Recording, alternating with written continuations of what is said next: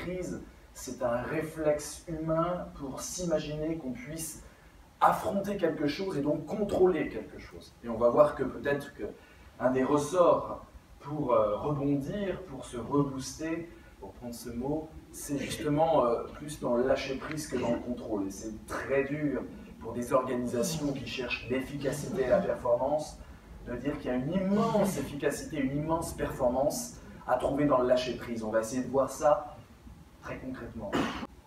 L'humour, c'est la première des résiliences. L'humour, c'est d'abord une prise de conscience de l'acceptation de la mort. N'oublie pas ton humanité. N'oublie pas que c'est à partir de ta vulnérabilité que tu pourras être fort dans des conditions de crise humaine. On n'est pas fort comme Terminator, comme Robocop. On n'est pas fort comme l'ordinateur. L'ordinateur sera toujours plus fort, il n'a pas d'affect. Nous avons des affects. Immense fragilité pour certains, mais on doit pouvoir, en temps de crise, miser sur ces affects, ne pas oublier qu'on est être humain et garder notre vulnérabilité. Et ça, ce qui permet ça, alors qu'on doit être fort, qu'on doit faire face, qu'on a des missions, c'est l'humour. C'est l'humour qui nous rappelle toujours, dans une forme d'autodérision, notre vulnérabilité. Vous savez ce que disait Freud de l'humour? Pour lui, il y avait juste une blague à retenir pour comprendre ce qu'est l'humour. Le condamné, on lui dit « lundi, tu seras exécuté par pendaison », et il répond « voilà une semaine qui va commencer mal ». C'est ça, l'humour. Toujours la mort, et toujours cette humilité. Passer de la bienveillance à la bienfaisance, passer de l'empathie à la sympathie, c'est passer à l'acte dans l'onde de charme. Ne pas se contenter de comprendre et de réagir, mais essayer d'entrer dans la matière humaine.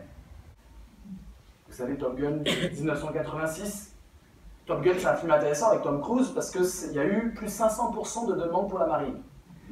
Les recruteurs pour la marine, les recruteurs attendaient les spectateurs à la sortie du cinéma. Et ça a signé en 1986, ça a signé le pacte aujourd'hui très fort entre Hollywood et l'armée.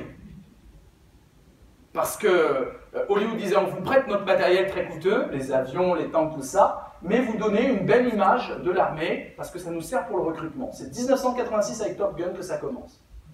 Pourquoi c'est si fort? Pourquoi tout d'un coup tout le monde veut s'engager? Pourquoi? Bien sûr il y a Tom Cruise, mais derrière Tom Cruise, il y a l'idée que ça s'insère dans une narration d'une vie héroïque dont on parlait tout à l'heure. Il y a l'idée que ces éléments que je vois s'insèrent dans une narration d'histoire. Et la narration d'histoire, elle est fondamentale pour le bonheur personnel et en groupe. Lorsque vous êtes confronté à une crise, le besoin de mettre cette crise en scénario individuel, relationnel, c'est-à-dire de parler. Parce que le scénario, c'est ce qui sera naturellement d'une discussion vraie avec des collaborateurs. Naturellement, ça se fera. Pas besoin de storytelling, ce scénario un peu forcé qu'on travaille. C'est pas de la propagande, c'est pas de la publicité. C'est juste parler de ce qui nous est arrivé. Organiser le travail pour pouvoir avoir ces discussions-là. La crise ne se dépasse que si on crée des mythologies communes. La mythologie, c'est toujours des crises que la culture humaine a pu dépasser parce qu'elle a digéré ces crises en les mettant en récit.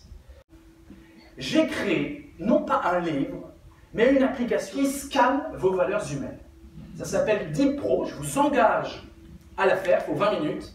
Et vous allez pouvoir scanner, ou sauf vos proches, vos valeurs humaines, et vous aurez clignotantes en rouge les valeurs d'onde de choc dont je vous parle. Vous n'allez pas du tout aimer, je vous le dis tout de suite. Alors il y en a qui ont un peu de bouteille, qui ont un peu parcouru leur monde intérieur, ils vont dire évidemment c'est moi, s'ils ont un peu d'humour et d'autodérision, ils vont accepter. Mais la plupart du temps, ça fait quand même quelques mois que j'ai du recul sur ce test, la plupart du temps, voilà ce qui se passe.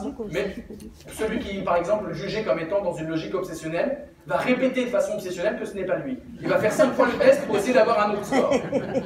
Ça, c'est typique. Et la plupart du temps, quand vous dites « c'est pas moi », donnez juste à votre conjoint le test et laissez-le juger à votre fils, à votre fille, à votre maman. Allez-y. Parce que ces valeurs d'onde de choc, on ne les voit pas nous-mêmes et on s'illusionne au quotidien alors qu'elles nous constituent. Il faut en être fier. Il faut en être fier, mais savoir justement ne pas les mettre en avant. Et quoi de mieux que de ne pas mettre en avant ces valeurs, que de les avoir identifiées et se dire ces valeurs-là, je les sors de la lumière dans la relation à l'autre. Cette puissance qui fait que l'onde de charme circule alors qu'on ne s'en rend même pas compte. Et ça, pour moi, c'est pas du premium, c'est véritablement du luxe dans la relation humaine. Je vous remercie.